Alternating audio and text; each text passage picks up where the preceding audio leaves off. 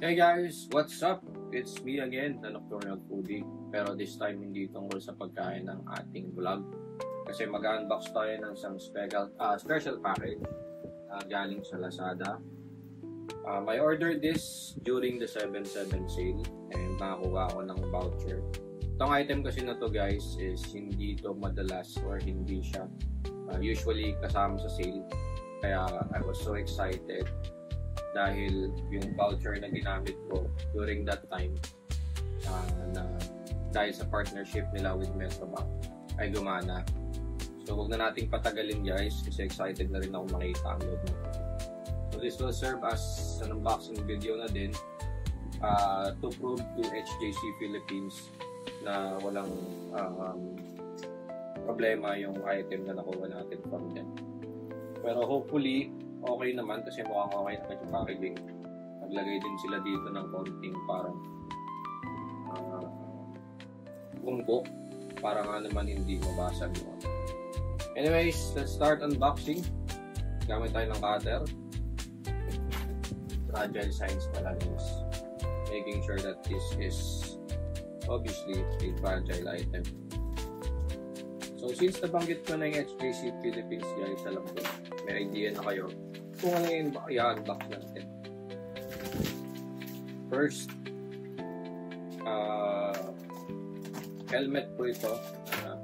I would say nasa mid-range ang pricing. Pinag-isipan ko talagang maigi ito kasi tagal sa ating pangarap. Kasi mahilig ako sa mga classic look na items like items ano pa ba, motor, basta yung medyo mahirap siyang i-unbox.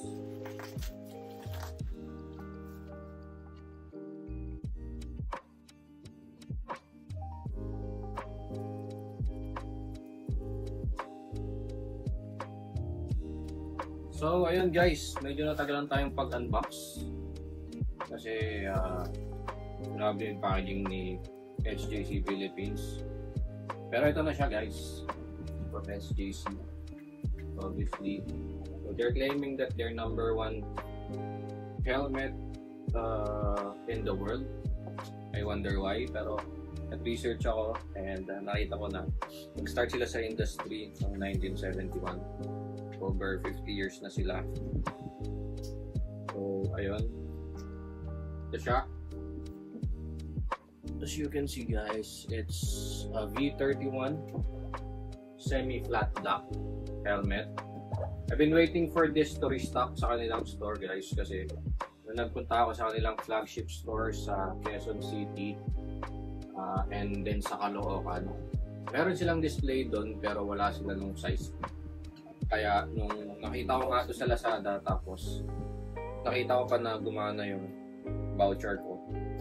So parang nakuha ko na rin ng free and may additional discount pa yung mismong Peak Visor na makikita natin. So labas na natin.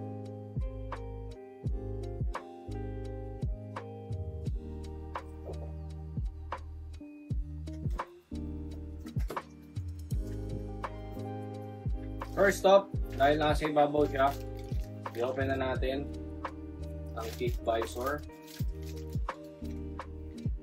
Wow. Nating sirain yung packaging kasi mahilig talaga akong keep ng mga packaging na maganda pa din. Gusto ko yung tura kahit na-unpack or na-unbox ko na siya. Wow.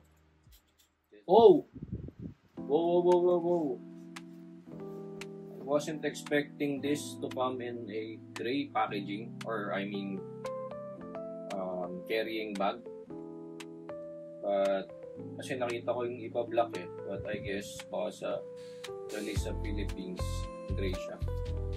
Anyway, I'm excited. That's owner's manual na I think 90% or even 95% sa atin na wala naman mabasa. So, tabihan na natin ito. And then, set aside natin ito.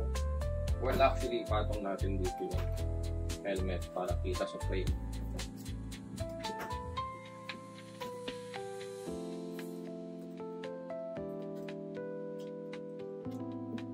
Okay. Okay. So, start natin yung ibang gamit. Alright. So, here we go guys. Lock lang natin yung carrying bag. Excited na ba kayo? Ano pa ako? Here we go! Jeez!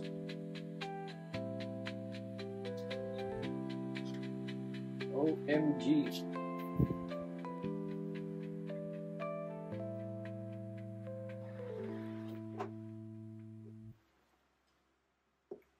Oops! Wait, meron something sa loob. But, here it is. May something ako nakapasok sa loob. Oh. Meron siyang tawag dito. Jessica. Ano tawag dyan? Nakalimutan. Anyway, here's the special guest or our star of the show, brother. There's the HGC V31 retro style open face helmet. The official name of this colorway is semi flat black o matte siya. Then ito yung likod. So ECE 622 standard of size medium 57-58. 1.1 kilograms, 1.150 more or less kilograms. Okay. So, meron ditong maliit na reminder to always securely fasten chin strap for safety when wearing the helmet. Woo! Ganda. So, meron siya ditong leatherish na padding sa gilid. I wonder what type of leather is this. Pero sana tumagal siya. Kasi obviously pag mga ganitong klaseng helmet, I mean leather, nagpabakbak din itong over time. Pero sana tumagal. By the way, this comes with a 5-year warranty, sabi ng Lazada Philippines. I think I have to register lang sa kanilang parang website.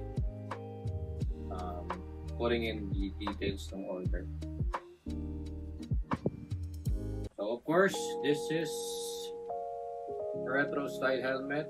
The branding, as you can see, very sleek. Metal branding, HJC. And what else? So, meron siya dito for the goggles. Sabi nila for the goggles, pero personally, hindi ko pa alam kung talaga ginagamit ko. But, it's nice to have it here. And comes with a double D-ring strap na medyo para sa akin hassle lang siyang tanggalin ng pigabit. Pero dahil yun naman talaga yung way para makip yung kanyang look na magmukhang classic. Ayan. So it's a double D-ring strap. Plus, mas safe daw ang double D-ring strap. I think I agree naman. Siyempre, double 9 lang yan. So, ayun. Other than that, meron pa tayong special feature dito. Meron siyang built-in na visor. Half-face na visor. Na smoke or black na color. Check muna natin.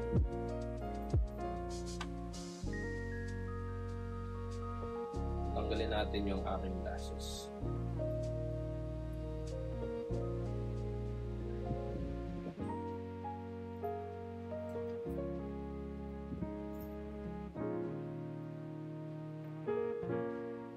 Okay. So, how does it look on me, guys? Sakto lang ba? I think sakto lang siya. Meron kasi akong helmet before, which is the Bell Custom 500. Medium din siya, pero grabe, parang pinipit-pit yung ulo. Pero compared dito, parang mas okay siya. And then, yeah, nakakahinga ako. Ay, hindi parang pinipit-pit yung ulo ko dito. So, ayun.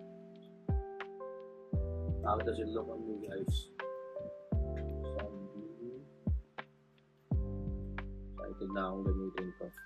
But, yeah. Gawin natin.